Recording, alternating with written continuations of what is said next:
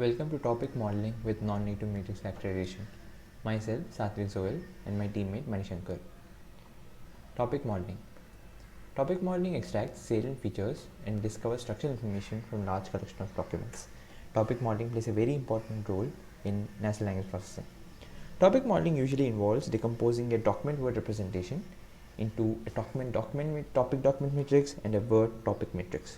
That is, given a matrix A, we decompose into two factors W and H, such that W is a word topic matrix and H is the topic document matrix. W represents how each word is related to a given topic, and H represents how each document is related to a given topic. Non-native matrix factorization. Non-native matrix factorization involves, given a matrix V, we need to decompose into two factors W and H, such that both W and H are non-native matrix factors. Before we go any further, we need to define a cost function that quantifies the approximation. An obvious cost function is the Euclidean distance, or the Forbesian norm square of the error, which is given here. Remember here that KL division is also a good option and is often used as a metric. Advantages of NMF. Non-native constraints in NMF give extra advantages over other decompositions. It increases the interpretability and generates expressiveness in the reconstructions. NMF finds applications in a lot of topics, including missing link imputation, chemometrics, audio signal processing, recommender systems, bioinformatics, computer vision, and more. Today's subject of topic is topic modeling. Interpreting NMF outputs. Remember that A is the word document matrix. A can be the co-occurrence matrix, that is, in any document, what is the number of times each word occur. That can be the columns of A. And W and H are the non-negative matrix factors of A. A high value in W matrix represents that particular word is highly related to that particular topic. A high value in H represents that particular document is closely related to the given topic. Columns of W are called basis vectors and H is called as a coefficient matrix. Finding W and H. The cost function is convex in W only or H only. It is not convex in both together. It can be easily verified. Therefore, it's unrealistic to expect an algorithm to find global minima. Rather, we'll use numerical optimization to find global minima. Gradient descent is a first go. It's also easy to implement, but the convergence is shown to be very slow. Rather, to tackle this, we'll use something called multiplicative update rules that are proposed by Lee and Sion in the paper Algorithms for Non-Negative Matrix Factorization. Update rules. Initially, we initialize H and W to be random matrices, and in each iteration we update them in the following way.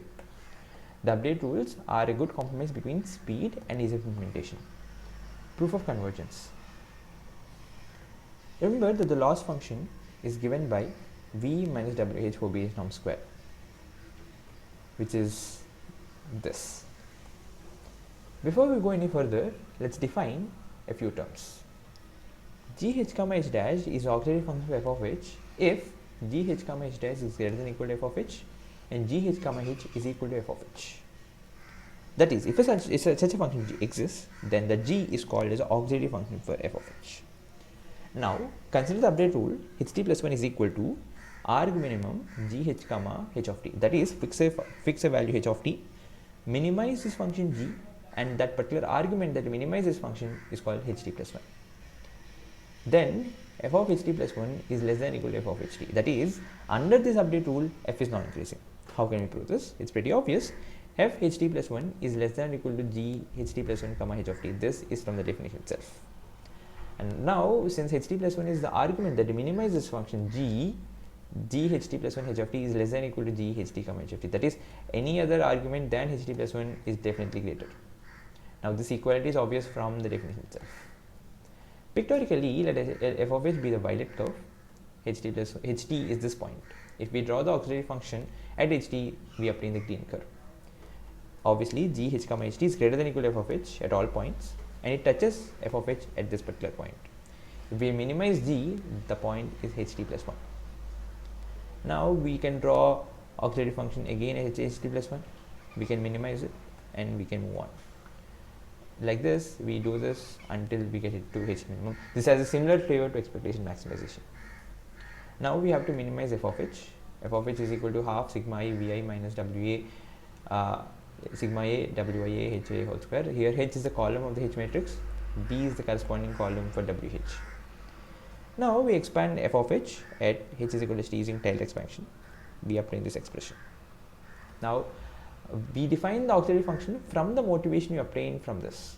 It's almost the same except for the last term. We have this term called K, where K is a diagonal matrix and is defined as follows: K AB HT is equal to ordinary AB W transpose W HT A HAT.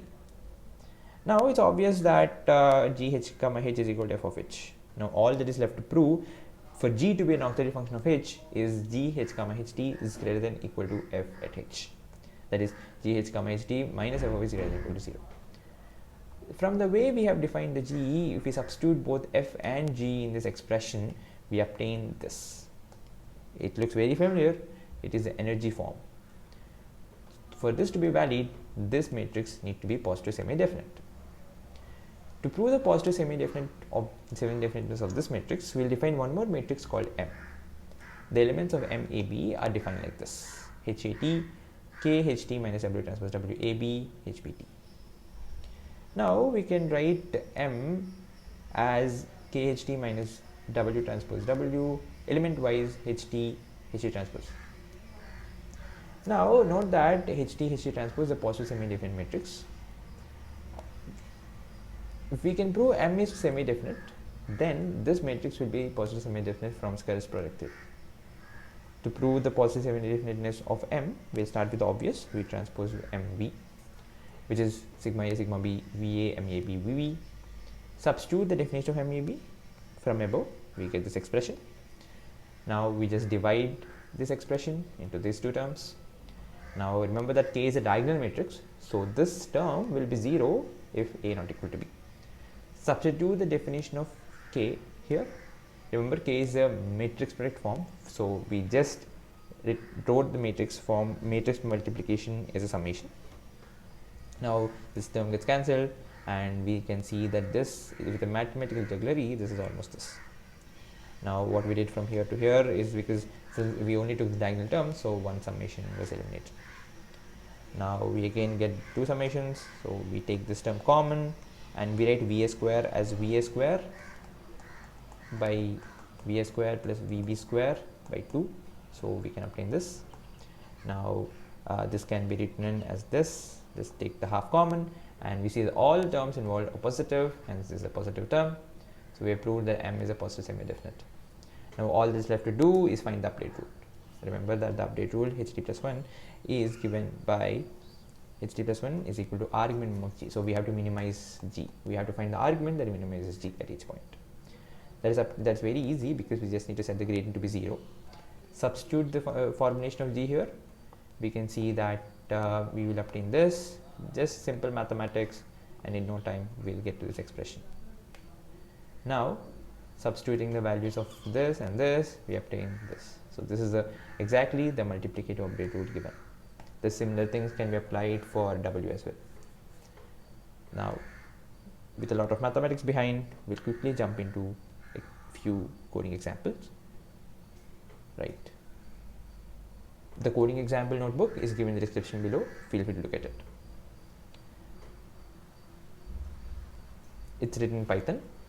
We have imported few libraries. The dataset we are using here is called the newsgroup dataset from scikit-learn library. It is, newsgroups are discussion groups popular in 80s and 90s. This dataset includes 80,000 newsgroups posts from 20 topics. But we just select the 4 subtopics: atheism, religion, graphics, and space from 20 topics.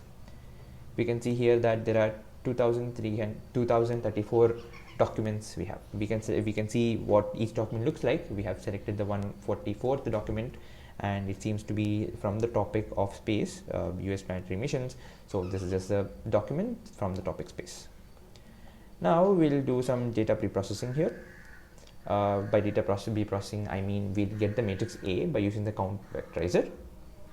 Then we can see that the matrix A has dimension 2034, 26,576. That is, the vocabulary size is 26,576.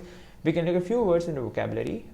Here are them: cosmos, co-sponsored, cos, so on and so forth. We use a helpful function called show topics. It just takes a matrix and returns from each column the words having the highest number. We'll see how this will be used later on. So finally, we will use the NMF from the scikit-learn library decomposition, and then we'll fit NMF to the vectors we obtained above. Now we'll pass the H matrix obtained to the show topics.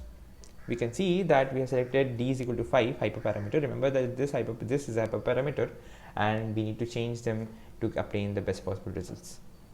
Now we see that there are 5 topics, and the first topic clearly, so we have the top 8 words from each of the topic, that is the from each column of the topic word matrix we select the words having highest possible number from the matrix. We see the first topic has JPEG image GIF file. This obviously corresponds to the graphics topic we have selected before, and the second one also seems to be from the graphics. The third one, space launch satellite, seems to be from the space topic. The fourth one, Jesus, God, people, Matthew, atheist, seems to be a culmination of both atheism and religion, since the two topics are very closely correlated. And the fifth one seems to be again from the graphics. We can see clearly that if we are not aware of the ground truth topics, this representation is very accurate, and we have gotten, with reading hundreds of documents and seeing what topics there are, we can clearly see that almost there are this graphics, space, atheism and religion. This is wonderful, isn't it? We have just gotten away without reading some 2000 documents, isn't it? Now we can do a little jugglery. Instead of using count vectorizer, which gives us the word counts in each document, we can use something called as the TF-IDF, which is considered to be a little better than the normal term frequency, because it normalizes the term counts by taking into account how often they appear in a document, how long the document is, and how rare or common the word is. And we have, if we fit the NMF from scikit-learn library to the obtained TF-IDF matrix, we'll see that these are the topics, and clearly these are again showing that space is one of the topics, graphics is one of the topics, and religion is also one of the topics. And we see the reconstruction error, which is basically the 4 variance norm square. We see it is 47.3. That's it for today. Thank you.